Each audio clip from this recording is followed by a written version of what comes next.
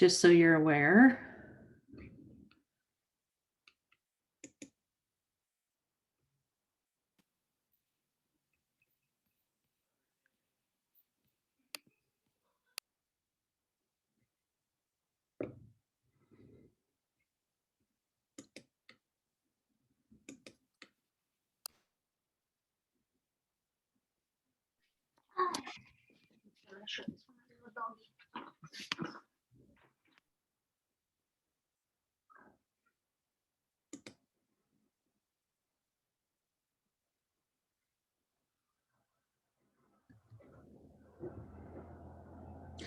All right, we're just waiting for a few more people to join and we'll get started.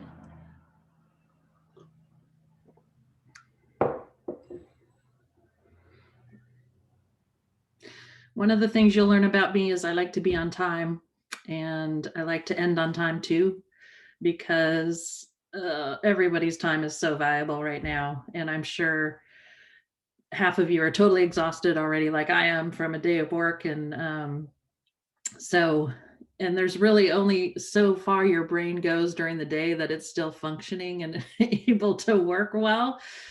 So I think it's important that we stick to that 6 to 7:30 time period and really get the most out of what we can in that time. So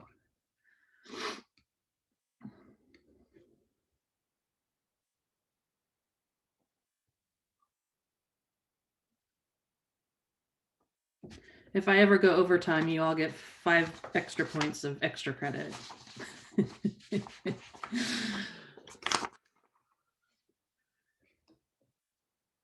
Okay, we're waiting for just a couple more people.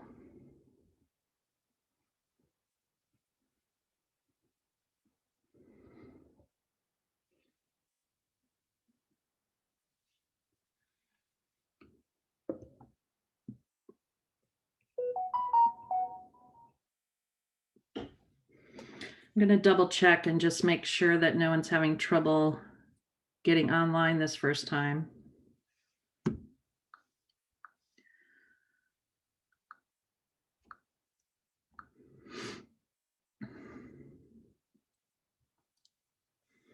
And shout out to Eden and Rachel, who discovered the class Zoom room link was not showing up on your Blackboard shells.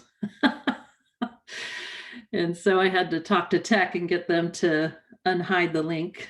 So otherwise we'd be scrambling right now, trying to figure out what to do. I'd be scrambling. You'd be going, yay, no class.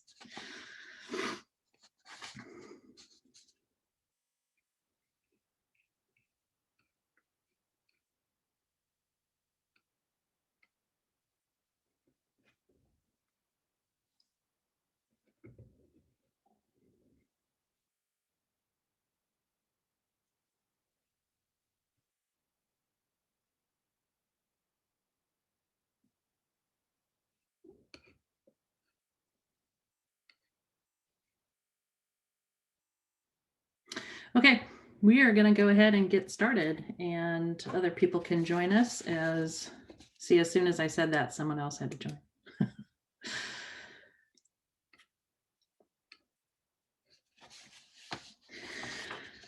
So the first thing, obviously, welcome to EDSC 522, your first live session. And the first thing I do, I have to take roll, and we're supposed to have an icebreaker activity. But what would work well for me, if that's okay with you, is I'll call out your name. If you're here, go ahead, unmute yourself and say your name, obviously your full name, where you work, and your current position. And if you watch my intro video, you'll know that I'm big on self-care and making sure that we're doing the necessary things we're supposed to, making time for things to take care of ourselves and refill our emotional tanks. So share with me at least one thing you do to take care of yourself, to make sure that you're staying on even keel, that emotionally you're refreshing yourself each week. What are those things you do? And if you're not doing them, which I get it, I've been there too. Then what you wish or you should be doing to refill those emotional tanks. Okay. As I'm talking, I tend to get going and then miss if someone had a question. So feel free to unmute yourself and say, Ms. Kara, stop. We've got a question, okay? I know that can get awkward the way the Zoom rooms, everything's set up with everyone muted. So I'll just keep going if I am not seeing something flashing at me right away. So feel free to stop me. All right, let's start out with, is it Stacy Acevedo? Hi, yeah, that's me. Hi, Stacy. Hi, so I currently am a ABA therapist at CARD. And then something that I do to give myself self-care is I go to the gym as much as I can. Excellent. So where did you do your ABA training? Oh, I did it at my company. So they trained us right there and then, and we didn't really need a bachelor's degree or anything like that. So right out of high school, that's what they did. Awesome. Yeah, I have several kids who do ABA therapy and they're usually on the spectrum. Yeah, most of the individuals, yeah, they're usually under the spectrum. So you have a lot of good experience for us. And when we get to those theories on like cognitive behavior therapy and dialectical, they started connecting a lot. I was like, oh, I'm like, I can relate to this a lot regarding like with work. So I thought it was interesting. Yeah. So you may even know more than me. So feel free to share those things that you know or resources you have too. So. Oh yeah, perfect. Cool to know. Awesome. All right, thank you, Stacy. Stephanie, is it Almeida? Yes, it is. So I'm Stephanie Almeida. I'm currently unemployed. I'm a full-time mom. And yeah. As of late, I started exercising and trying to put it into my routine to do a daily devotional, just giving me some me time, whether it's early in the morning or after I put my 3 little ones down for bed. I usually have time for myself. So I try to do that for me. Got it. Is this the first time you've been back in school since having your kids? Yes. Yeah. Yeah. I was employed, but because of the shutdowns, I had to obviously care for them. And my job wasn't able to hold my position. So they basically said, you come back or we can't hold your position. So I had to resign because of COVID. So hard. I know a lot of our parents are in that same situation, and but there's no greater vocation than taking care of your family. So yeah, I mean it is, but at the same time, you know, it's stressful, you know. So sure. But you know, exercising and making sure that I have the self-care does give me the energy and just, you know, get everything back in order to continue on the next day. Yeah, keeps that focus. Yeah, for sure. Good. Thank you for sharing. Thank you. Helen Alvarado. Hi, I'm Helen Alvarado. I'm currently a special ed instructional assistant. And what I do is, since I'm always on the computer, I try to just at least get 20 minutes or 30 minutes just off the computer, off the internet, just to be mindful. And then I also like taking walks around my neighborhood and walk my dogs, stuff like that. Some time for myself.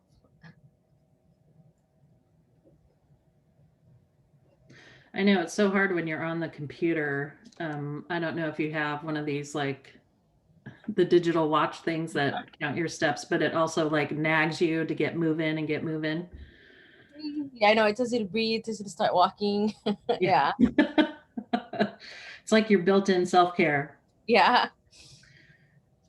Okay, great. I'm sure you have a lot to share too, based on your special ed experiences. I can always say everyone I've met in special ed has great stories to tell. Very entertaining stories. So, okay. Daniel, is it Babineau? Is that how you pronounce it? Yeah, that's correct. Yeah. All right. So yeah, my name's Daniel Babineau. I currently work as a vet tech assistant in Temecula at an animal hospital right now. Currently I work full time, a parent full time right now, so I don't really have a lot of time for self-care. So I really don't get much time to do it much besides work or be with my son.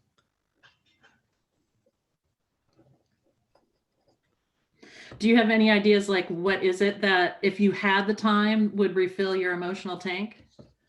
You know, before moving to Mecca, I grew up by the beach, so the beach was always my go-to spot of reflecting, going down the beach, taking a walk, jumping in the ocean. That was always my place of happiness. But since Mecca is far away from the ocean, I really don't have that now. But that was like my main thing growing up.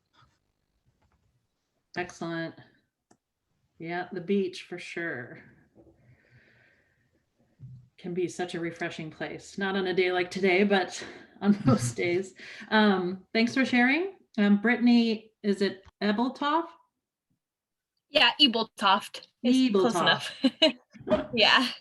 Hi, I'm Brittany. So I'm a substitute teacher for middle school, and for my self-care, I journal, and I also roller skate. Ooh, roller skate, huh? Are you on one of those like skating teams? Oh no. It was actually one of my quarantine activities that I picked up. Oh, Just because I was like, oh my God, that looks so fun. And then so I picked it up and now I'm like obsessed with it. So so it's cool. It gets me out of the house and like exercise and things like that. very cool. Me too. I picked up adult coloring books. Never thought I would color in my life. And when during quarantine, I just needed something extra. There I was coloring. So They're I awesome. gotcha. I have a teacher friend on our staff who does that professional roller skating around the rink where they're in a race and they're pushing people, and Yeah. she's always bandaged up, always like, It's really intense. I looked up the qualifications to like if because I was like, I think I could do that. But just like the bare minimum tricks you need to be able to do, I was like, no, nope. I can't do those. I don't blame you. I don't blame you. Okay. Thanks for sharing. Sarah, is it Ehart? Ehart? I'm saying that wrong, I'm sure. No, Ehart, all good. Ehart. Okay. So my name is Sarah. I work full-time as a special education teacher. I'm in my 20th year. Oh my gosh. Free time, self-care. I have 2 little girls. Yeah. Since I started this program, honestly, self-care has been at the bottom of the barrel, but we do try to get to Lake Tahoe as much as we can to ski and Oh, beautiful. get away. Yeah, I don't walk. I do walk, but that's Gotcha. Well, before this program, did you have something that you felt like when you had the time to do, it was something that was refreshing for you? Yeah, definitely. I hiked a lot. And I still do with my girls after school, but it's hard. Gotcha. Well, with your experience as a special ed teacher, 20 years, wow, that is awesome. What an incredible journey I'm sure you've had. And I think you'll find a lot of stuff we're talking about relates to what you're doing and some of the theories without even realizing it's necessarily under one of the theories. So always feel free to share because we're all learning here. So good. Thank you for sharing. Sure. Okay, Eden, Fairweather. Hi, I'm Eden, and I'm a special ed assistant also. And I work for a high school in the Corona Norco Unified School District. For self-care, I like to go on walks with my dog and bake. Those things usually relax me. You know, I took up baking too after watching the Great British Bake Off, GBO. I don't know if you've ever watched it. On I'm not Netflix. saying I'm recommending any programs here. It was something I watched over quarantine. And the next thing you know, I'm like, I got to try some of this stuff. So, Yeah. but I find it can be relaxing and then sometimes it can be really frustrating. So, And fattening also. and fattening. Yeah. So then you have to go to the gym and then, Mhm. gotcha. So we have a lot of special ed people. I'm excited about that. I'm sure I can learn some great stuff from you all too. So thank you for sharing. Caitlin Fry. Hi, I'm Caitlin. I am a fifth grade teacher, and something that I do that relieves stress is spin. I do spin class like 5 times a week, and then I make shirts on the side, and that's fun for me. Spin classes are hard. Good for you. It's hard, but I don't know, something about it I like. Well, listen to me. I'm talking about myself this whole time. I purchased a Peloton, one of those Peloton bikes during quarantine. And I ordered it in October and it just came in February. That's how backlogged they were. So I've just started doing those classes. But it's very cool. I don't know that I'm as excited about it as you are, but I'm getting there. It took me a while to be excited. I would be nervous in the parking lot, but now I'm like ready to go in. I like it. I'm sure you're in better shape than I am too. So. Nope, I'm not. I'm not in good shape. So are you teaching remotely? Are you on campus? I am teaching online. I get to teach from my house. It's hard. Yeah, it's very hard. Gotcha. Okay, thanks for sharing. Gloria Gastelum. Do we have a Gloria? No? Okay. Sandra Gomez. Hi, I'm Sandra.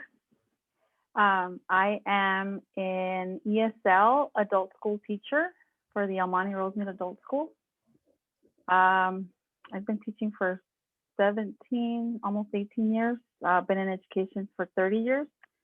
And for self-care, I start off my day with a daily devotional and worship. And then later, I'm a Zumba instructor, so I do that regularly. So you do Zumba for us for a live session? I'm sorry? Would you do Zumba for us for a live session? Sure. Yes, call I'm it- missing my Zumba class right now. Oh no. We'll call it self-care and we'll do 30 minutes of Zumba. Sure. Oh my goodness. Well, good for you. That's awesome. Okay, and Rachel, thank you for sharing. Rachel Kim. Hi, my name is Rachel, and I work as the educational consultant at a private institute helping K-12 students and parents. And my getaway every day is walking. I walk at least 5,000 steps every day. That's my dedication for myself, release stress. Excellent. And what are the things that you do as an educational consultant? What are your the place I work has like K-12 students who's taking after school programs, but the place I work is kind of specialized for competitive end, so like a math Olympiad, science Olympiad, science research, and also helping college admission application process as well. Wow. Got it. Okay, interesting. Great, thank you for sharing. George MacArthur. I should have known you're doing alphabetical. I should have been ready. Sorry. I'm a math teacher in middle school for a long time. I'm up here in Northern California. For self-care, when I can, I go fishing. Get my lines in the water and just relax out there on the water. Nothing better. Nothing better. You do saltwater or freshwater fishing? Any water fishing. Rivers, lakes, ocean. Lakes are the most calming because it doesn't bounce you around as much. But yeah. Any water. Sure. Do you ever fish in the Sierras? Yes, actually.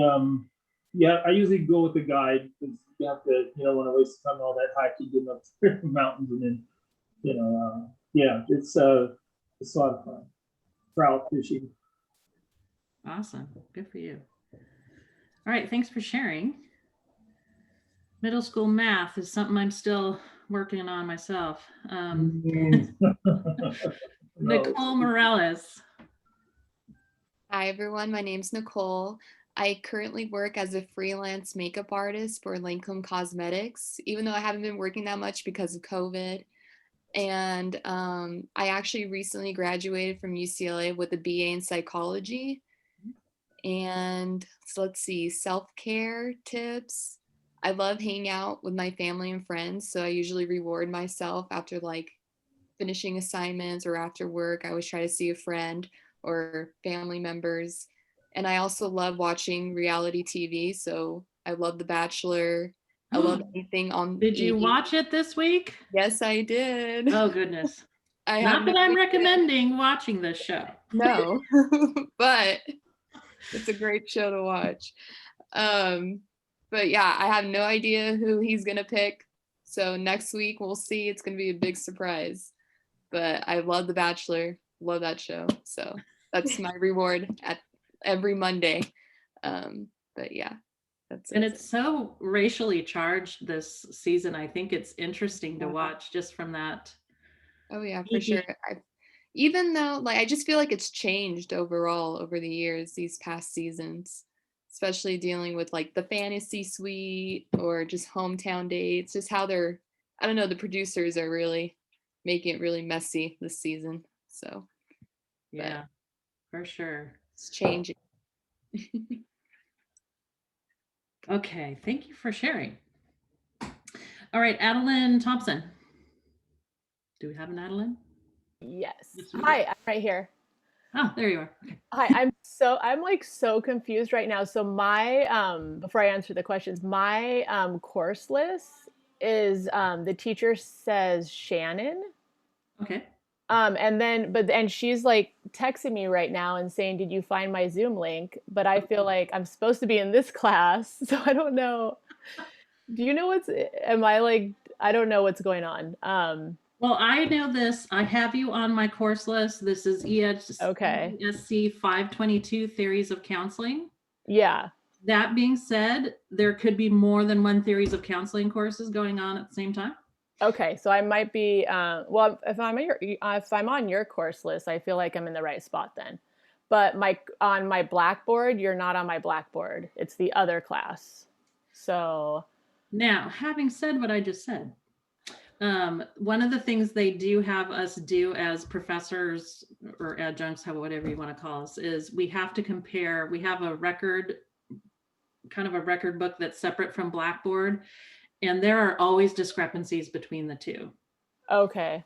So I think as long as you're in, one class tonight for the live session, you're fine. But we'll have to clear that up for sure. Okay. I mean, yeah, all the assignments, everything's the same. Okay. It's just a matter of who your instructor is. So we'll need to get that cleared up. Okay. Because yeah, this is everyone I was with last term, so I feel like I'm in the right class. I mean, I think this should be my class, but okay, I don't know. I'll try to clear that up as well, because Shannon has texted me twice and said, "Are you coming to the class?" So I don't know what. So why don't you, if you feel comfortable, text her back and say, "I'm in EDSC 522 with Professor Kara Warner." Sure. Okay. And I'm in that live session right now, so. Okay. But it is totally true. They could have enrolled you in 2 classes. It happens. Okay. Okay. All right. Very good. Well, good to know. Okay. And then did you want to share? Are you open to? Oh, sure. Yeah. Yeah. So, okay. So I'm currently a stay-at-home mom, actually. But before I was staying home with my kids, I was a teacher, and my last grade I taught was kindergarten. So I like the little ones a lot. And for self-care and free time, my biggest thing is I go out for a run, and that's like my recharge, and I'm a better mom for it when I do it. Amen. Isn't it? It's such a drag to like get yourself to do it, and then once you finally do, that reward, it's worth it. Yeah, for sure. Okay, is there anyone whose name I have not called? Because that happens sometimes too. Okay. thank you very much for that. And I'll be turning in that attendance. Know that, and you may know this from your previous class, if you don't show up for a live session, you have to do like a makeup assignment, like a 3-page paper, something like that. So they do really encourage you to make your live sessions. And if something comes up, just let me know and I can direct you towards whatever that makeup assignment is. I think it's just easier to attend the class. So just my 2 cents worth, but okay. So here we are, EDSC 522, Theories of Counseling. And this is one of my favorite classes to teach because I have a personal connection to it in that I went through, I was a psych major, I double majored in English and psych, but and then I went to school counseling, and then I went through school psychology courses. And so I actually had theories of counseling between high school, college, and graduate school. I had the class 3 different times. And it was the most boring class that I ever took in psychology. So, but as I got out into the work world, I realized how important it was and wish that I had paid better attention and had really gleaned more concepts. And part of it is that I was being taught by, doctors of psychology or clinical psychologists and not school counselors. And so as we were going through the theories, what they cared about was, do you know who created that theory, what the basic concepts are? And I knew all those things, but I had no idea how to apply it. And I didn't know what specifically would apply to school counseling. So my goal for you in this class, because we're covering this huge textbook and all these theories in 8 weeks, is that not that you necessarily know who did what and when and all that, but more that you take specific tools from each of those theories to put in your toolbox to use as a school counselor. And I may be a little bit different in my job as a school counselor. If you watch my introductory video, I have worked for a private school, private Lutheran school for 23 years now. And so my role is a little bit different than the traditional school counselor. So I do actually do a lot of individual therapy. So I'm not doing scheduling, a ton of that. I do some with that in our middle school. There's a lot of things that I'm kind of freed up to do. And because we're not under the same laws, I was kind of free to create my own school counseling program based on what I had kind of learned from my interim and everything, my practicum and all that. So I do a lot of work with special needs kids. I attend all the IEPs, I do all the SSTs, I implement 504 plans, and I end up doing a lot of individual therapy. And there's no school psychologist on campus, so I do a lot of behavior type therapy as well too. So that's kind of my background and why I think this class is important. And so I hope that, again, as you're really going through and doing your reading, that you're trying to pick up things, what's going to help me as a school counselor, not if you just know the facts. The facts are the facts. And as you're going to learn from one of the assignments that you're going to do, school counselors do not go out into their schools and say, I'm going to use Adlerian therapy. They just don't. And when you interview the counselor, which you're going to do as one of your assignments, you will most likely find that they are like, what theory do I use? I don't, I just have kind of borrowed from a bunch of things, and that's okay. And that's what I do. And I think that's what most counselors do. So anyways, that's the background on the class. I wanted to go over course requirements, which is so very exciting, but needs to be done so you guys feel comfortable, what's expected. And when your due dates are, you can obviously find that in Blackboard, but I'll go over really quickly. You have, one of the things I was going to tell you to do too is, as an overall for your class, is to keep pages, pages 6 through 8 kind of bookmarked, because that's a summary of all the theories and who is responsible for them. And so when you're having to think up, would I use this theory or that theory, or if I have to research a certain theory, who, created that one, you can quick look at those pages and find those. So keep that bookmark as a reference as you go out throughout the course. So it should kind of mimic the requirements, what you had in your previous course or courses. You're going to have 7 discussion boards. Your first one is due this Thursday, and they're due Thursdays, your first post, and then your second post or your 2 responses to other people's posts are due on that following Sunday. Okay. And I would encourage you to really pay attention to the rubric for the discussion board. That's what I'm grading off of. If you stick and cover those points, you're going to do just fine. You're going to get all your points. And you'll see, I'll make comments too as you're going along in those discussion boards. The first discussion board this week is on personal views and experience with therapy. So we start out the course right away with kind of looking inwards. It's not like you have to have a bunch of knowledge about theories. We're doing some self-examination. So after doing all your reading and everything, you're going to discuss your current position in education of the workforce, which we just did, 2 specific future goals as a counselor, and school level where you would like to work as a counselor, and kind of get those out of the way. And then you're digging much deeper. Then you're going to, what is the purpose and value of psychotherapy and therapeutic counseling? What is the impact of multicultural issues upon therapeutic approaches? That was in your reading too, chapter 2. Why is this an important area of study for school counselors? And then here's the more personal part. What has been your personal experience with therapy? So if you've done your reading, you know that Corey talks about that one of the most important things a counselor can do is get counseling, or what a therapist can do is get therapy.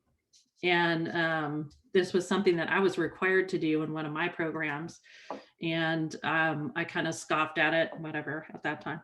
And then about 15 years into school counseling, as I found myself like being burdened by all the issues I was dealing with and everything, I discovered, I'm like, I got to get some help and figure out a way to better handle and organize my life. And so I did go to therapy, and I thought, oh my gosh, how much better it would have been to have had this experience to begin with. And so even if you're just going for something really simple like goal setting, or I just want to be able to accomplish certain things at certain parts of my life, or find out what's more important, or explore your values, even if it's not like you have this huge trauma, it doesn't have to be like that. If you can find someone to do some therapy for obviously a reasonable price, it's worth the time you put in. So just a personal plug there. If you have not had any personal experience, think of someone who has had in responding to that question. So if maybe you haven't been in therapy yourself, but you know of someone who has benefited from it, what's their experience? And then any personal, religious, or other biases that you may have that may conflict with this area of study. And that goes back to the multicultural areas that were discussed in the reading. So it jumps around a little bit there in your discussion board, but you're basically covering, if you've been in personal therapy, what's your experience with therapy, and then multicultural issues kind of on the surface, what are the values and things, where have you gotten those? Okay. So that's your first discussion board. And for the weeks that we're not, that we don't have a live session, I will have a YouTube link in the instructor video area, and I'll go over the assignments for that week there, and they are pre-recorded. So some of them were from like October, September, different times. So if I give out a date, don't go by that date, go by the date in your Blackboard. But they are the exact same assignments. So I wanted to go over though to your first written assignment, which is due this Sunday, March 14th. And again, this is not where you're regurgitating a bunch of information. This is self-reflection. So you cannot fail this paper. This is this is getting to know you better. And basically, you're going to go over your personal beliefs and attitudes regarding the purpose of human life. Kind of a big question there, or big point. What is the purpose of human life? Because that reflects on what you think about therapy and where your beliefs come from. Is that something biblically based for you? Is it something based on your parents and your upbringing? Is it based on a book you read? Where do your beliefs come from? And that in turn, a lot of times shapes your thought on, do people have choice in life? Are there things limiting of choice? Okay. Does the human have potential for growth and change? Or are people just set in what they're in and can't break out of those patterns? And you're going to want to give a personal example of a significant event in your life that you consider is or was a milestone or turning point for you. And in sharing this and anything that you share on discussion board, we ask that you keep everything confidential, that we're acting kind of like a small group in this setting. And obviously, we have a responsibility if someone's going to hurt themselves or someone else, then we break confidentiality. But other than that, everything should be able to stay within this group.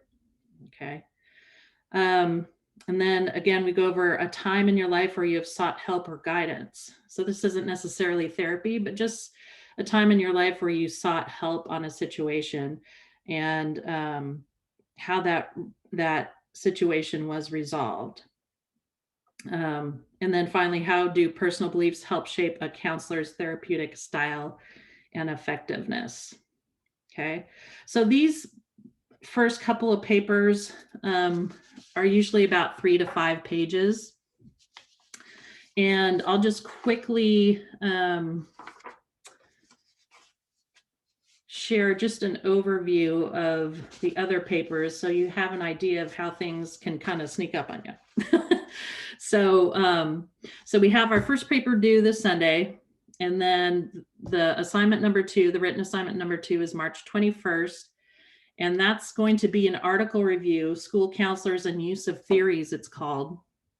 And this is where you're going to do some research and go to the CUI library, or if you belong to ASCA or CASC or any of those associations, and you're going to find an article that deals with one of the theories we're covering in class. So again, this is a good reason to bookmark those pages in your book, because we haven't even covered the theories yet. How can you possibly know what theory you like or want to choose from? So you just have to give it your best guess. My personal opinion, and again, it's just an opinion, is that counselors use a lot of behavior therapy. They use a lot of cognitive behavior therapy, dialectical behavior therapy, strength-based cognitive behavior therapy. And so the more training, the more information you can get on these theories, I think are very helpful. That doesn't mean I won't accept the other ones, not at all. Reality therapy is one of my favorite theories. Gestalt, existential, Adlerian, all of those are available to be researched. But remember, one of the questions you're answering is, besides the basics of what that theory is about, but how it can relate or help with school counseling. So you're going to want to choose a theory that has a lot of meat to it. So not that psychoanalysis doesn't have meat to it, but you're not going to be doing long-term psychoanalysis, right, on your students. You just don't have the time for them to sit on a couch and go over their past and identity and all this stuff for months on end. So if I can push you in a direction for what article you might choose, that's kind of where I would point you. So that's assignment number 2, due March 21st. And then we have our spring break or Easter break, and we come back, and assignment number 3 is due April 11th, Sunday, April 11th, and that's conversation with a counselor.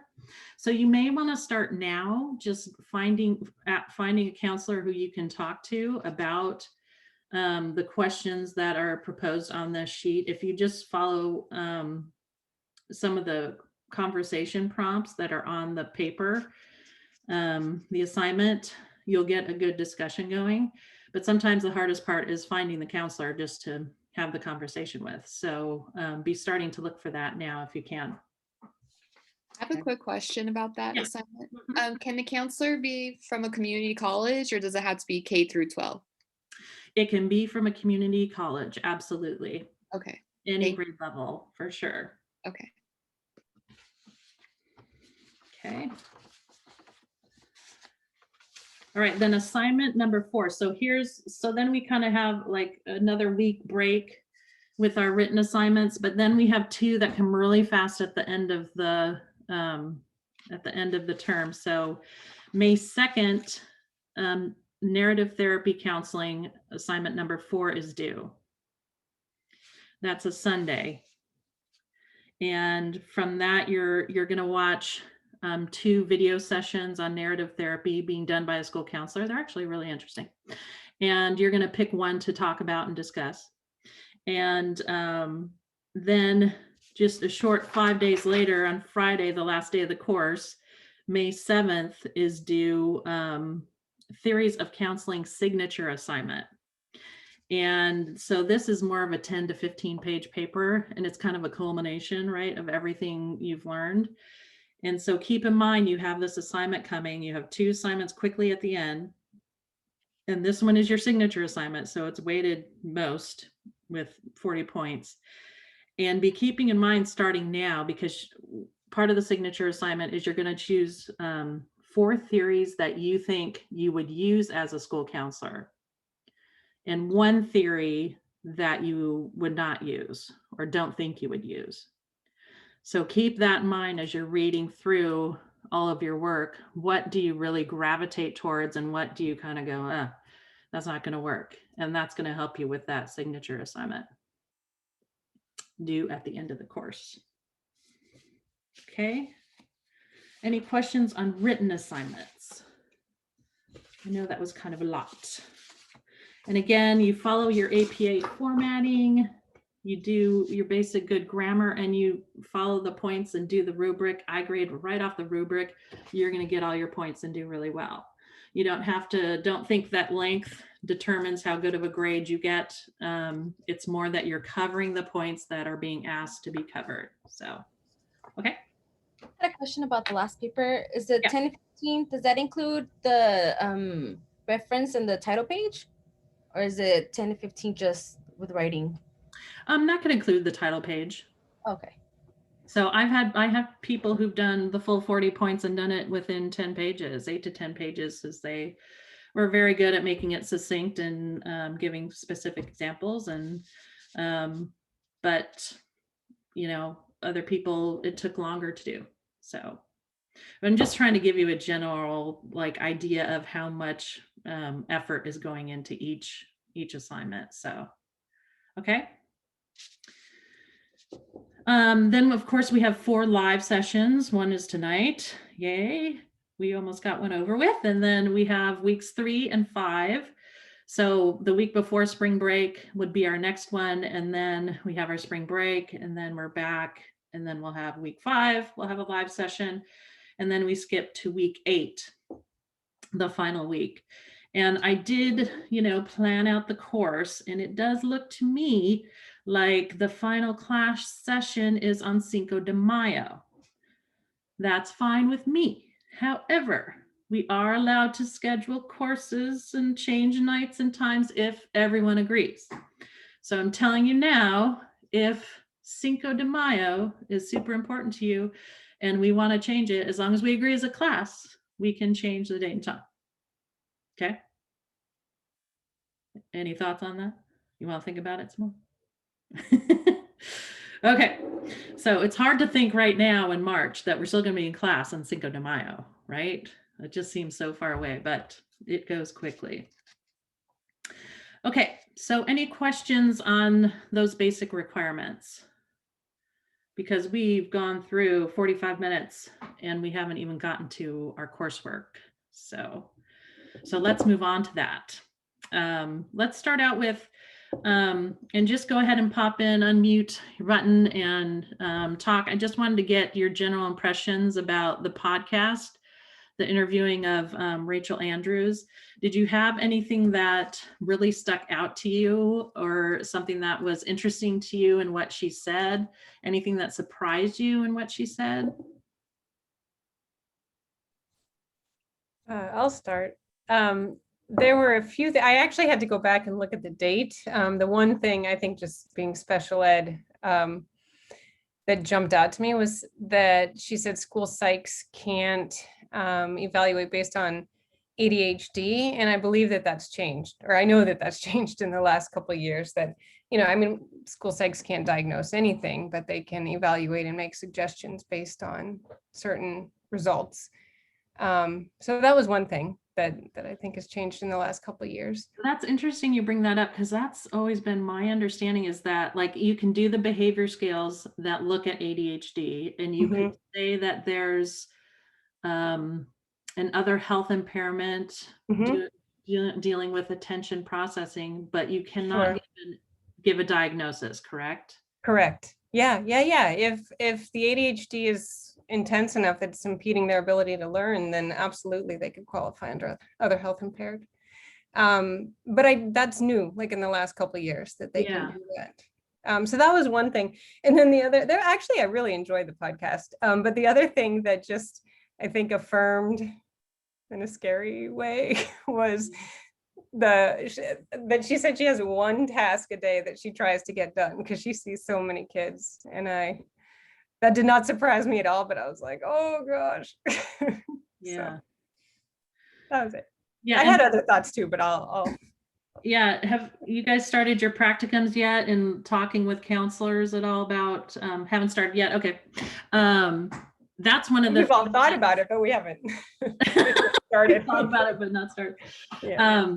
One of the things, I think I was reading just a couple of years ago, something about the biggest complaint of a school counselor is that their desk is never clear. Yeah. It doesn't matter. You can probably say that for a teacher too, right? But you clear something and something just gets put right on top of it, for sure. Yeah. And because you're in the business of dealing with student crisis, you never know when that's going to happen. And so the teacher, I think, has a benefit in that they can somewhat plan their day, right? Sure. We know at 9 o'clock, we're going to have English. At 10 o'clock, we're going to have math. A school counselor can say, I'm going to do a presentation to this classroom and then end up in a, suicidal intervention thing, and everything else gets right because the priority has totally changed and within a moment's notice. So yeah, I think that was a really great point she made, that you keep your to-do list, but you know that is super flexible, super flexible. Anything else?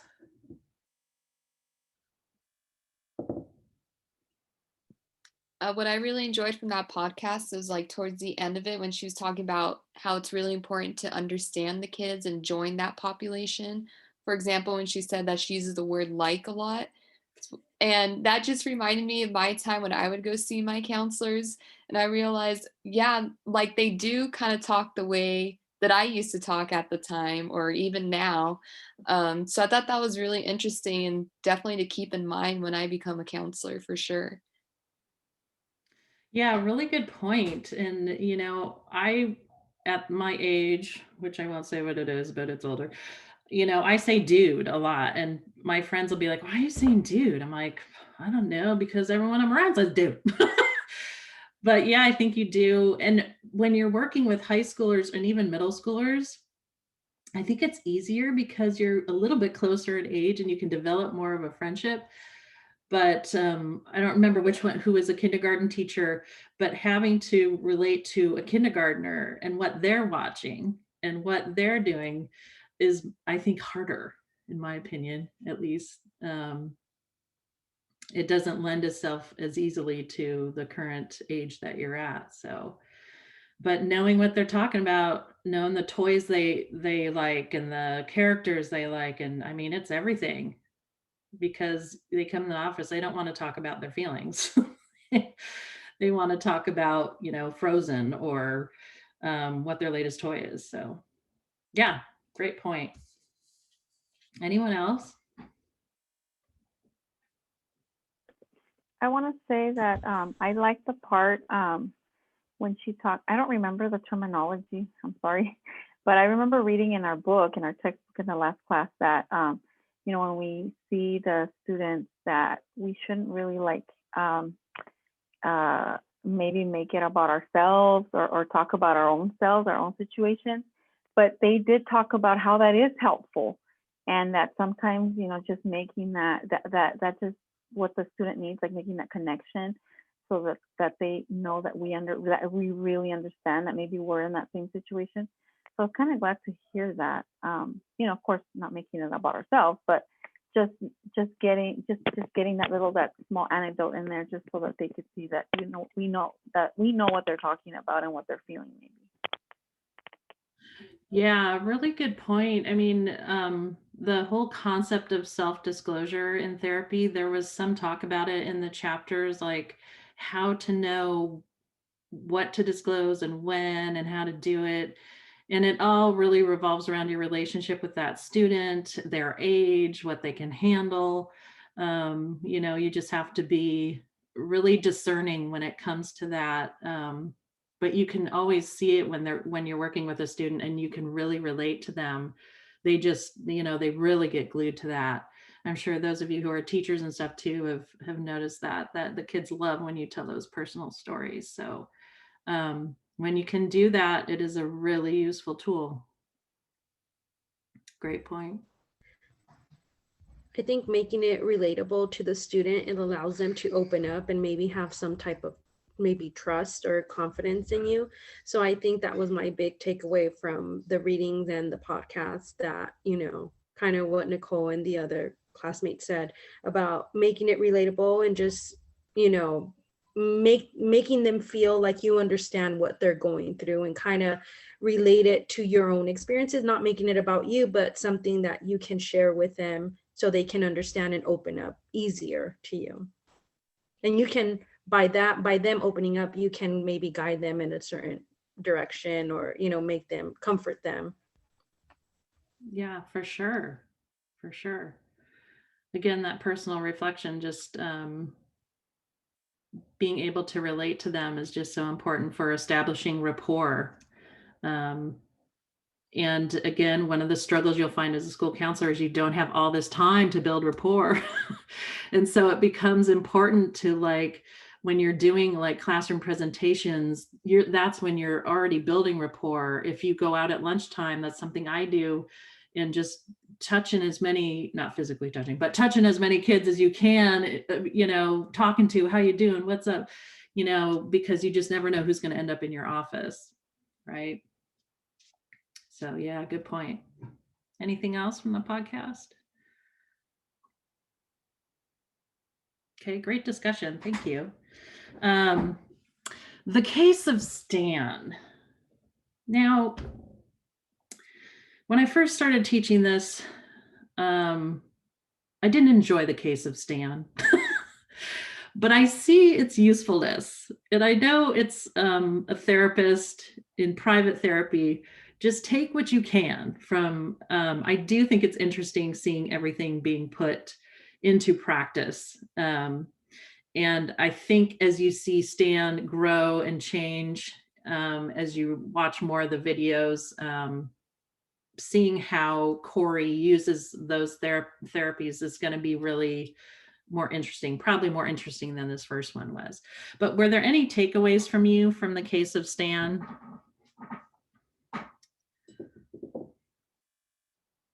Yeah, Daniel? I think a big thing I took away is I think the therapist was smiling the whole time, so it made it very welcoming and comfortable for the patient, So I think the big takeaways is he made it very comfortable that this is normal. He was happy, he smiled, never showed a bad face, he never made it rough for him, and he made him very comfortable, even though he was nervous throughout the whole time.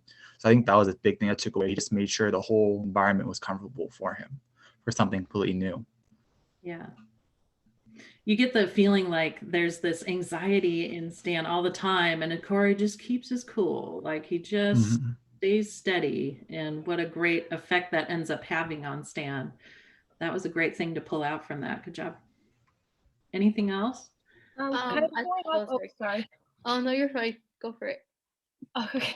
I'm kind of going off of what Daniel said about like his nervousness. I like how they acknowledged kind of that, like his feelings about therapy and how he was feeling about like the whole thing and how he was feeling anxious towards therapy.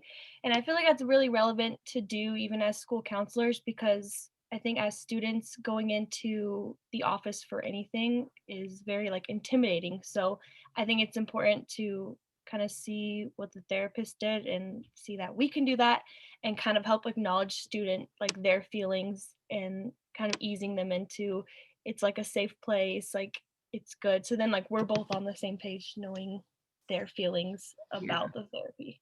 Yeah. The office being a safe place. Very good.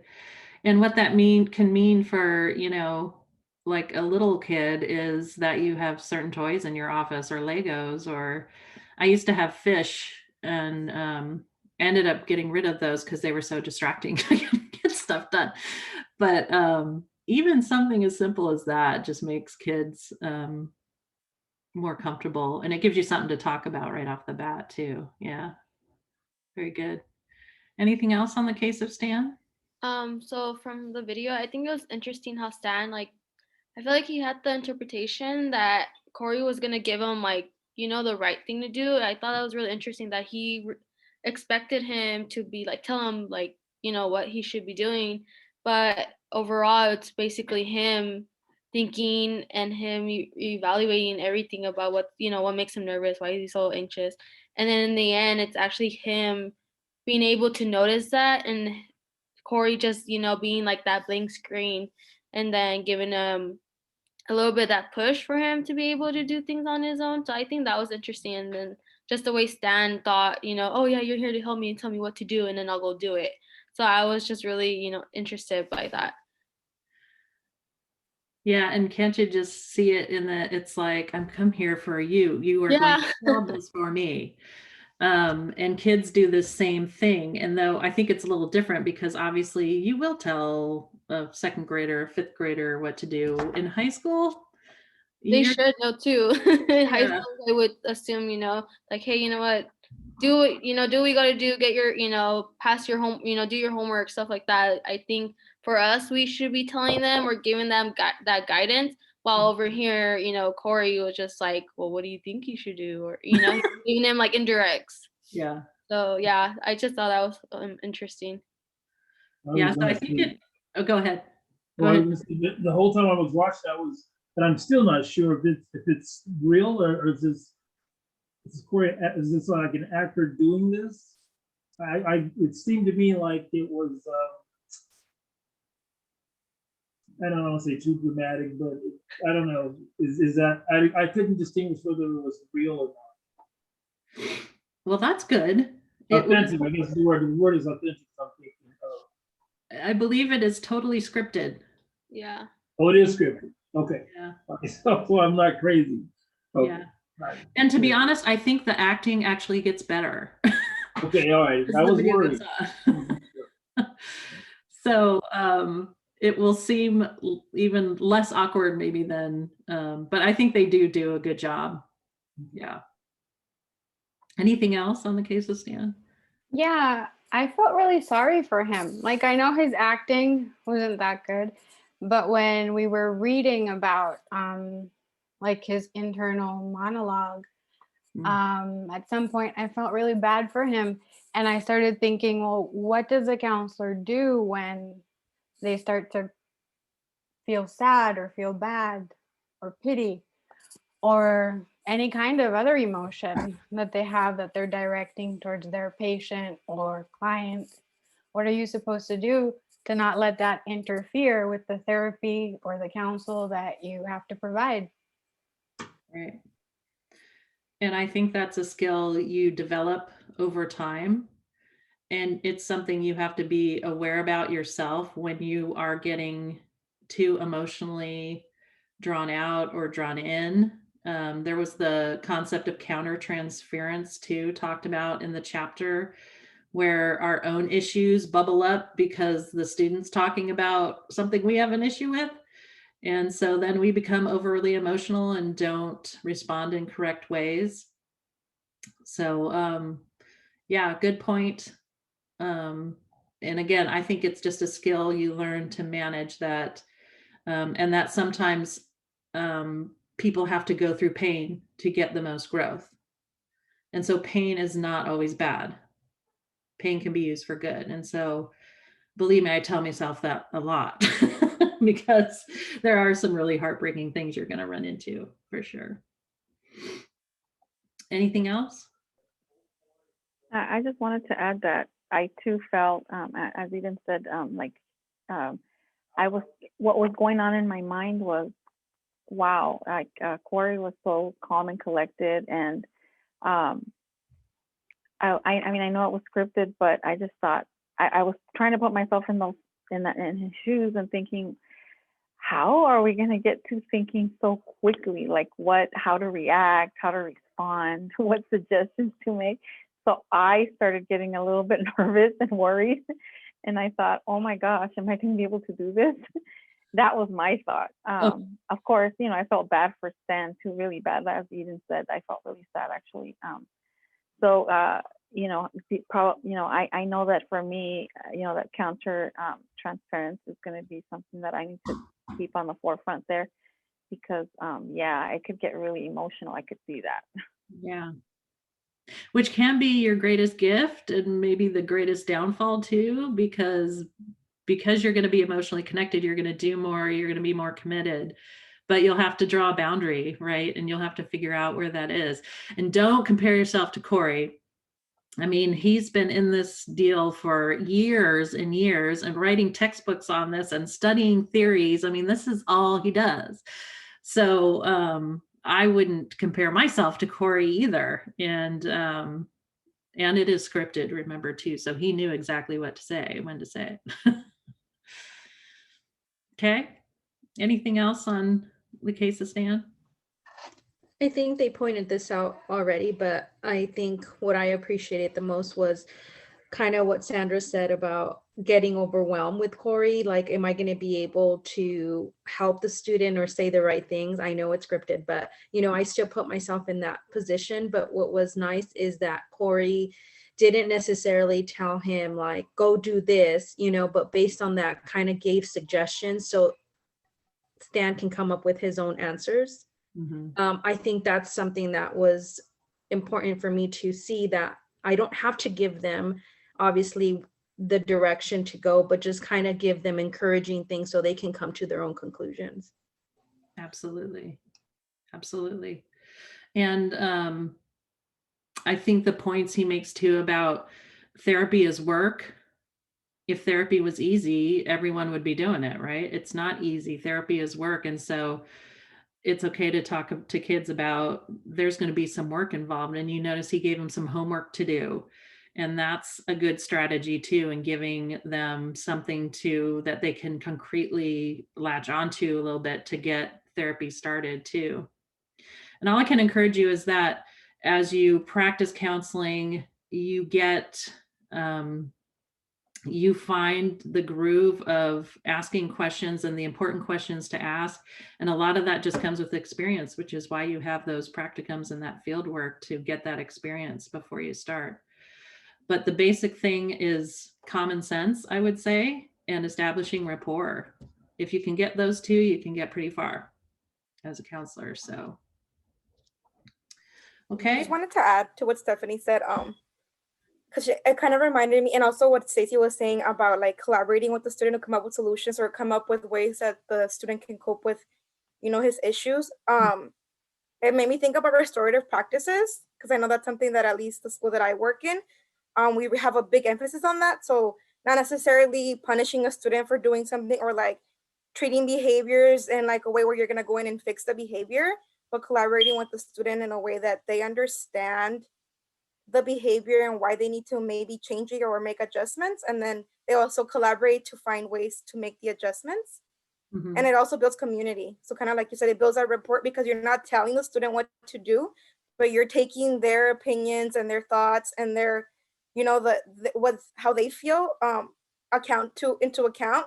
And you're really like working together to find a solution that's going to benefit everybody, not just you, or not just, you know, not just stop the behavior or stuff like that. Very good. And I've just, within the last year, really learned about restorative therapy and restorative justice and all that. There's a big movement towards that. So if we have time, if you ever want to share about that, that would be interesting, your experiences with that. So I think it has a lot to say with how we handle discipline too in the future. And we've been doing disciplines so much the same way for so long, with suspensions and expulsions and detentions, and that I think that restorative theory is really something that's going to be the future push. But again, just my opinion.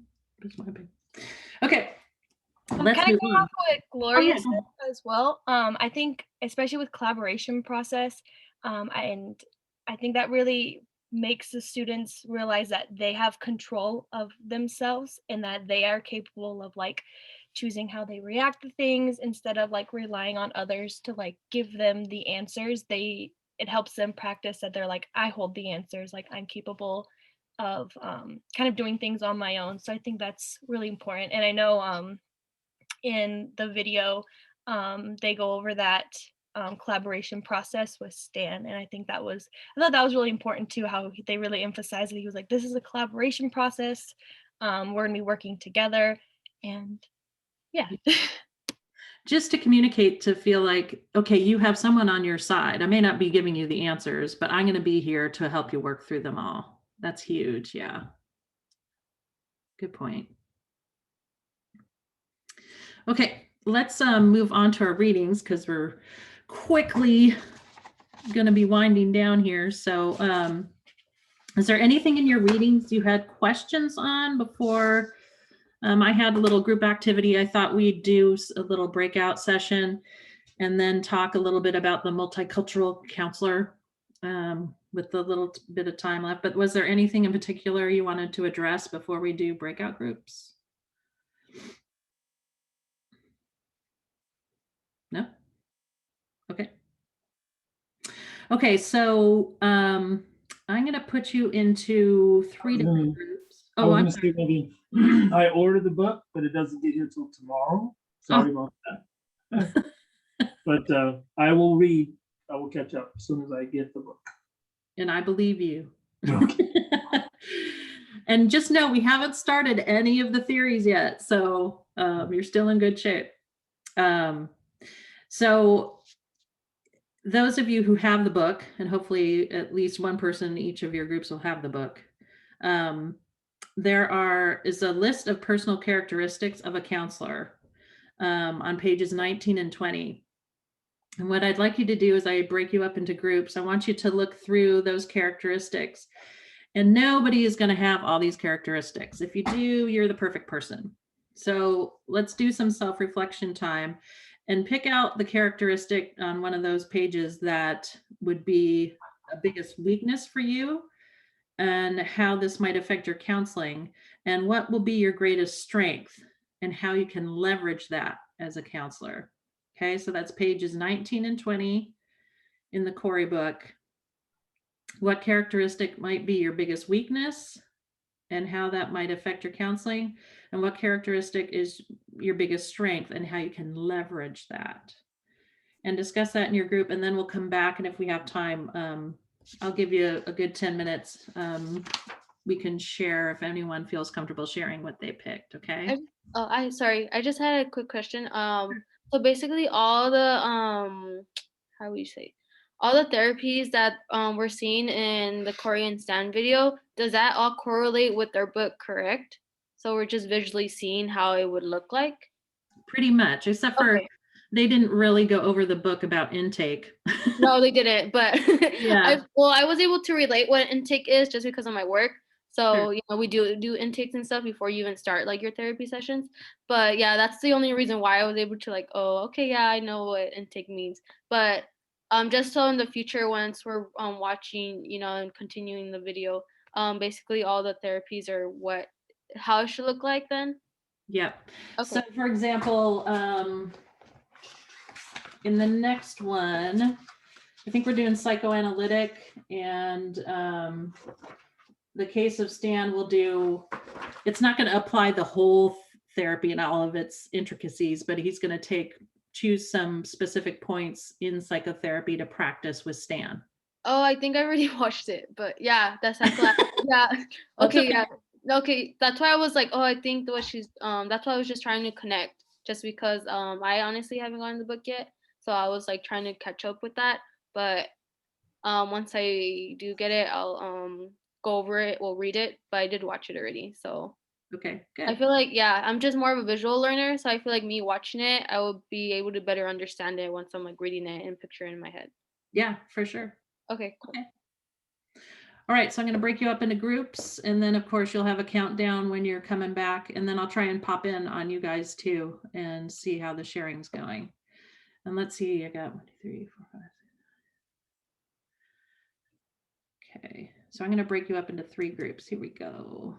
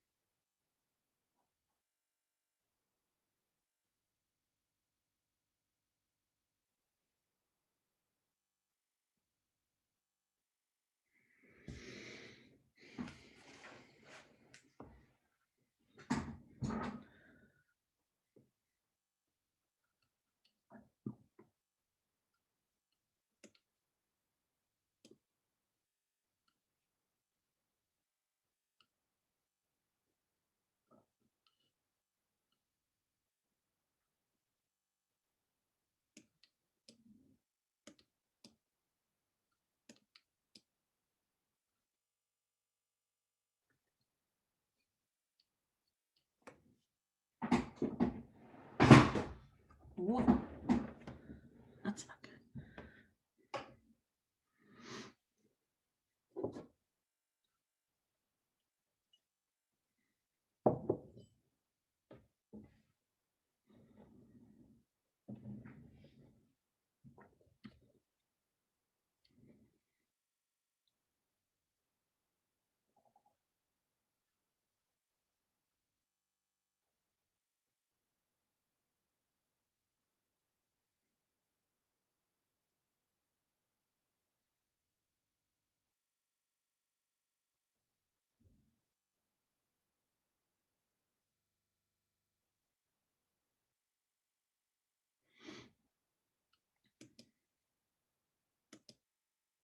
You don't want to. Exactly. And it's faster delivery. So I ordered the paperback as well, but I canceled it and they ordered the online version because the delivery time wasn't really right for me. So yeah. Oh, got it. Yeah, there's 'Cause I ordered I it can and I show got you it in what 2 looks like. days. See, it shows you When? like the table of contents. I ordered my book like the day that we finished the other class. Oh, Wednesday? Wednesday, I ordered it and I got it by Friday or Saturday. Yeah, I just wanted to make sure. I just knew there's a textbook list on the CUI website, but I just wanted to make sure the wait until the Blackboard is open. So the online delivery is kind of, you can download a Kindle app on your phone as well. So iPad or your laptop. So Yeah, on the online version, if you're looking for a keyword, it'll like pop up. Yeah. Oh, that's Wikipedia is available. Exactly. Dictionary is available. Yeah. Where'd you get yours from? Which one? The one I have? Online? I bought it through the bookstore. There's like an online version to rent. Oh, okay. Did you rent it? Yeah. Oh, okay. So does anyone have the book besides? Yeah, sharing. I do. Yeah. Okay. Not paperback, but not paperback, but. Did you guys already discuss?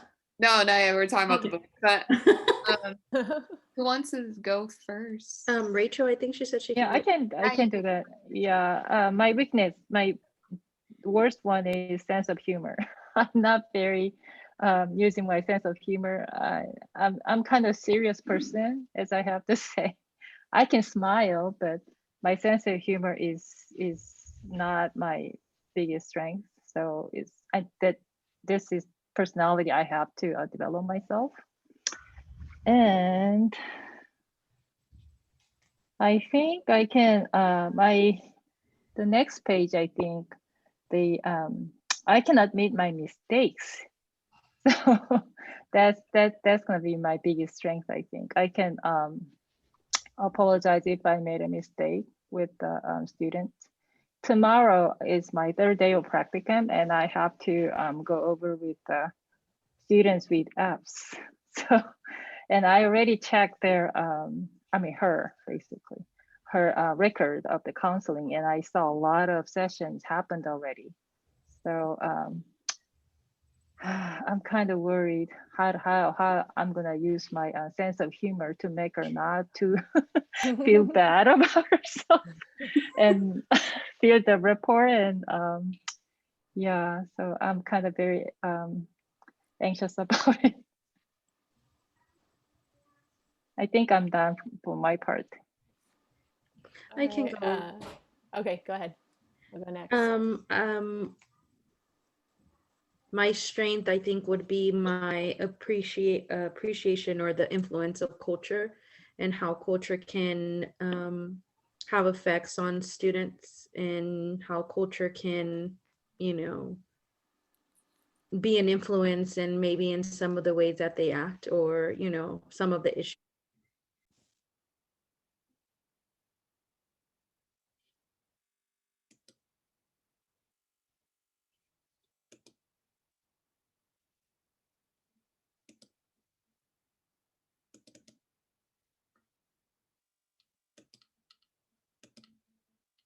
That's a big thing I would struggle with, is that one, the living in the present. And I think for me personally, where is it? Totally lost it. I think the best thing I would be at is just being passionate about what I do. I think that's where we're all in this school. We're doing this because we want to be school counselors. So very personally, I think if I'm passionate about what I do, this will make me the best counselor. And this will be the thing that I think will be most effective for me as a therapist, because this is what I want to do. I want to help kids. I want to help them pursue so they can do what they want to do and pursue their dreams. So I think that's the best thing I would be at.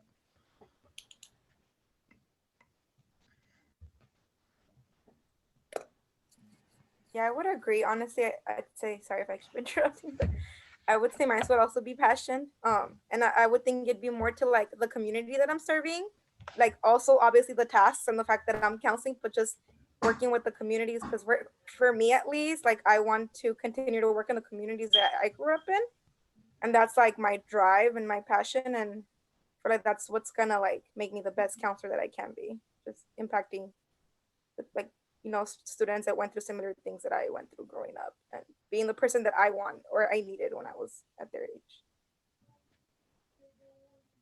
That's definitely.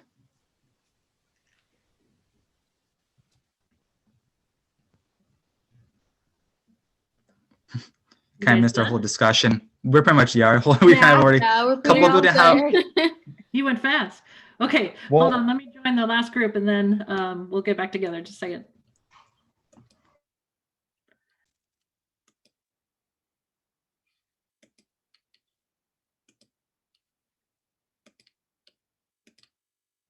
They like you. 5th grade, they have a love-hate relationship with you. So 6th grade, they must hate you. So it's not really you in the 5th grade, it's the fractions, it's the hate part of the fractions. Yeah. Well, we're talking about strengths and weaknesses. So. We have two people that never want to admit they're wrong, and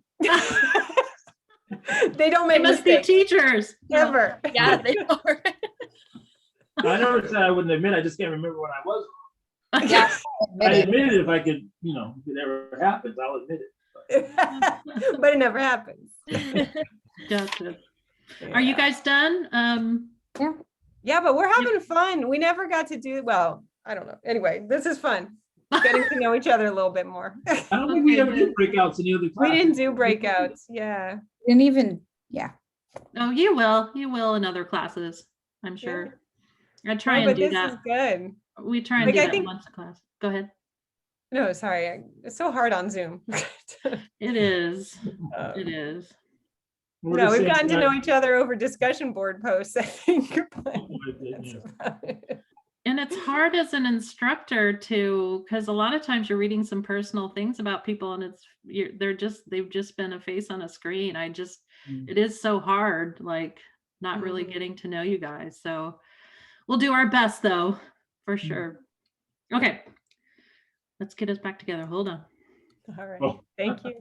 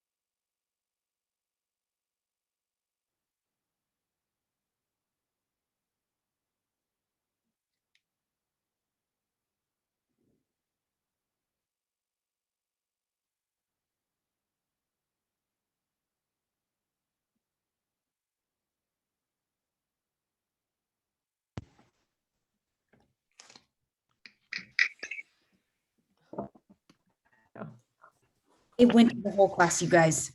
No, I don't think so. No. Oh, maybe. Yeah, it did. Oh, what happened? I sent something to the chat to them, and can you all see it? Oh, let's see. Let's see. I don't see anything. Okay. Maybe it just stayed in our chat. Okay. I'll delete all those pictures. Don't worry. Oh. Well, I'm really glad we went to breakout rooms because as soon as we did, my office chair broke and I almost fell on the floor. So, so I got my chair back together though, just long enough. We just have 8 minutes left. And hold on, let me close this up here. And I wanted to talk, you're going to delve into kind of the multicultural counselor through some of your writing coming up. And I'm always amazed at the number of people who have written in their assignments that they don't believe they have any cultural or any sort of biases. And I just want to encourage you to keep your minds open to think that you have some bias somewhere. And at some point in your counseling career, it's going to sneak up on you. And it may be a function of the fact that I'm older too, that, you know, as you get older, you get more set in your ways for sure. And you find you have those biases more and more and more and more. And so it's always a constant battle to be fighting those things and really trying to keep yourself open to other ideas that might not be part of your worldview. So I want to highlight the concept of bracketing. Did you guys read about that? Remember reading about that? Does anyone remember the definition?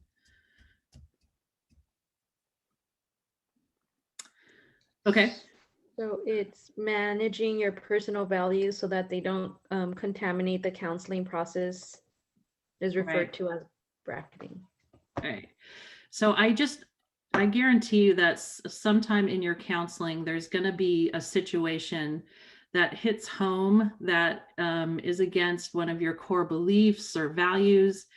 and to be watching out for those that come in your way, and do your best to bracket and be able to place your personal values away from that and counsel the student towards what their worldview is. And I just wanted to give you an example of that before we wrap up the class. It's kind of a heavy example, so I'm leaving you on a heavier note, but this is an example that ended up hitting me about probably 15 years ago or so. And I grew up in a very Christian family. I grew up in the Lutheran Church. I work at a private school. The issue of homosexuality and how that has progressed in culture has been a huge issue for us. And people who are growing up in today's culture, who are younger, I think don't necessarily know just how bad things have been in terms of personal views towards homosexuals by Christian people. I think the Christian faith has done a lot of damage and has not approached the situation correctly. And I was brought up to believe that homosexuality was a perversion, that in the Bible, that's what it says. And so when I came across our first situation at our school where we had a student who believed they were homosexual, and was struggling with same-sex attraction. And I say struggling, right, because that maybe is part of my bias, because I think that I might think that is a struggle, right, that they don't want to be that way. And so I'm not ashamed to say that, well, I am embarrassed to say that our school, we did not handle it well. We weren't prepared. We weren't looking at culture the way it was, that we would eventually be having to handle this issue, and how we would best support a student who might be going through something like that, how to help the parents. I had Christian counselors who, I don't know if you're aware, there's a law in California that if you are a professional or licensed counselor and you counsel someone against their true sexual identity, that you can lose your license. So I had Christian counselors who would refuse to actually even meet with this student. And I didn't feel totally prepared myself because I hadn't really studied up on that subject, which I have since done and feel better prepared. But, I was so naive that at the time that this happened, it came out on social media. And I was like, the principal, everyone, we were all like, okay, we have to go protect this student because everyone's going to be against them and pointing them out and making fun of them. What we came to find out was that the kids already all knew, and they were all okay with it. And that the kids were actually keeping it a secret from the adults because they were afraid of what us as adults were going to do, because they knew what our worldview was and what our beliefs were. And so how we communicated that to them was not, we were going to be loving in this situation. It was that there was going to be punishment, or there was going to be rejection, or there was going to be a view of you're less than. And so there's just one situation that hit us in a big way that, and I'm actually really glad it happened. It helped us all change our views on things, and that, just because we believe a certain way, we have got to be so careful, especially as Christians, on how we treat people who might have a different worldview. And so that was an example of my first real, I'm sure there were other examples of bracketing that happened for me, but that was one that was really a struggle in me trying to find a place in my faith and my belief and how I could be a help to that student. And so I would just ask you to have an open mind, that no matter who you are and how open you think you are, that at some point that's probably going to happen to you. And even if that means that you have to hand off the counseling of that student to another counselor, that's okay, because you're doing what's best for that student.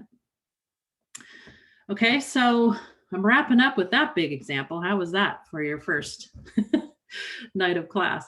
I wish we had more time. I'll see if I can work in some time in our next class session to talk more about the multicultural counselor.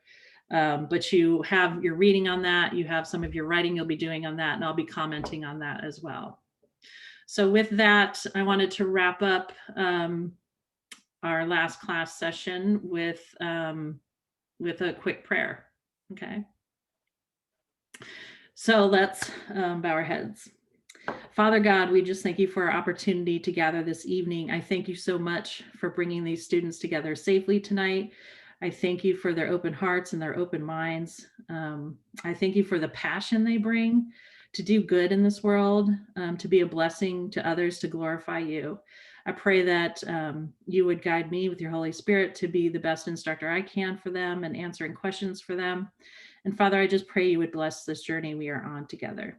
In your Son's name we pray. Amen. And with that, if you have any questions, I'll stay on for a couple minutes. If not, you guys have a good night. And I look forward to reading your submissions and your discussion. Thank you. Bye. Thank you. Bye. You have a great week. You too. Thank you. A great 2 weeks. Yeah. I have a quick question. Sure. Just because with the confusion of the classes. Mm-hmm. So I posted, I already did my Blackboard assignment, and I posted responses to other people. And at the time I was like, I don't recognize any of these names, but I'm gonna post.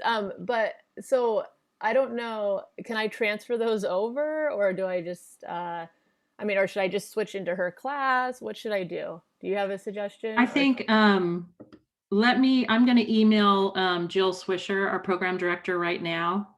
Okay. And I'll let her know what I hear back from her. Okay.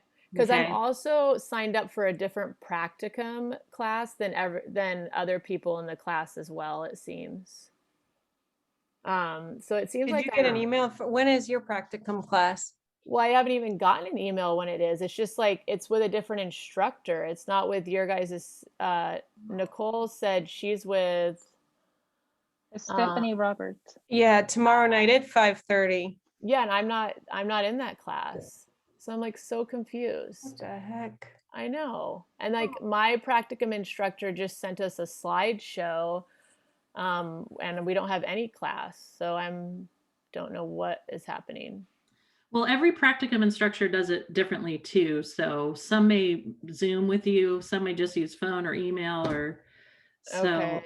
Every instructor has the freedom to kind of connect with you guys in a different way. Whereas these classes, the ones that aren't practicum or field work, they're really more set and structured. So I think the bigger problem though is that the 13 of us are together and then Addie's not. And so Yeah. right. There were 14 of us, I think, right? Yeah. All of us together in the last class. And so now there's 13 of us and Addie's doing a different thing. It just seems Well, do you want me to put a plug to stay in here, and then we'll see? Yeah, if we I can kind of want to transfer stay your with the same group, is kind of how I feel right now. So I don't know how that got changed. I don't know. I'm confused. Well, like I said, I've seen a lot of confusion with rosters in the past. Okay. So Okay. I don't know if the computer just spits it out and might mess it up or what, but I'll email Jill Swisher right now, and I'll let you know what I hear back. Okay, I appreciate that. I emailed the new advisor. So Okay. I don't know if I didn't really know who I was supposed to email. I just emailed her and said I'm confused. I think I'm signed up for double classes and I don't know which one to go to. So and I definitely don't want to go to double. I think you'll get an answer from your advisor or myself very soon. Okay. Well, I appreciate your help, and I'll just wait and see. Hopefully tomorrow we'll have an answer. Yeah, you got it. Okay. All right. Thank you. Have a good night, you guys. Bye, Addie. Good to see you. Bye. Good to see you.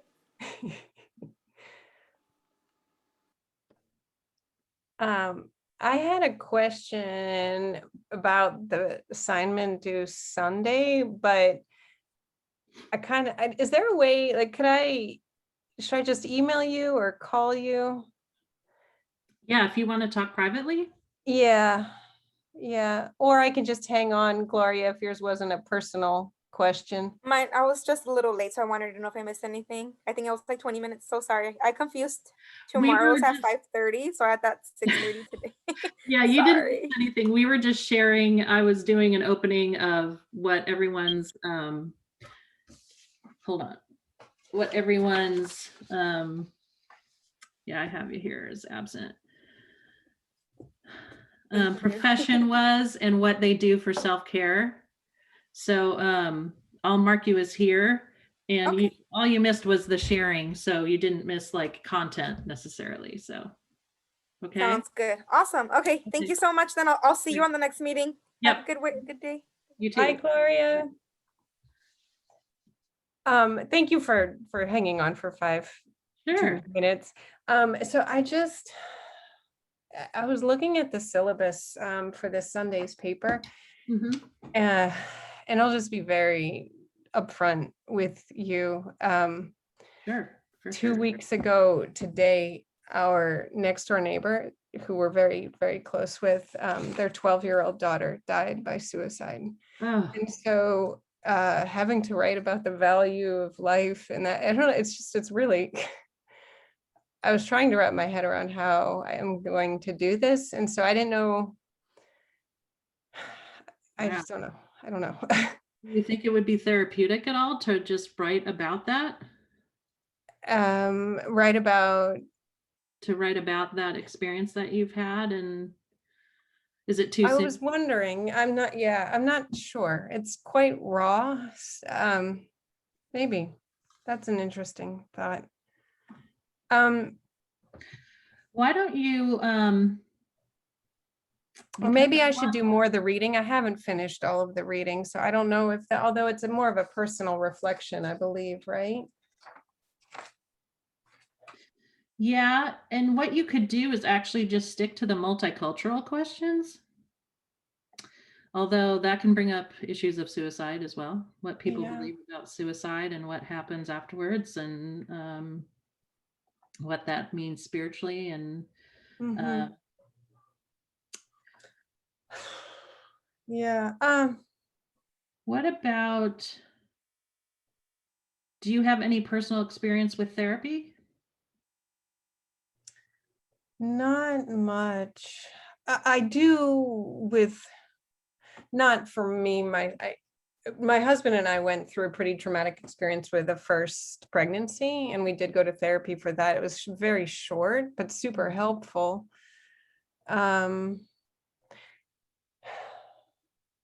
What if you do But that? I could, yeah. What if you just talk about, because part of it is just your current position, 2 goals of being that you have as a counselor, Mhm. school level where you'd like to be a counselor, and then talk about what's the role of therapy or the Mhm. theories in counseling, how you might use those, and then just talk about that first experience you had with counseling and how it helped you guys as a couple, Okay.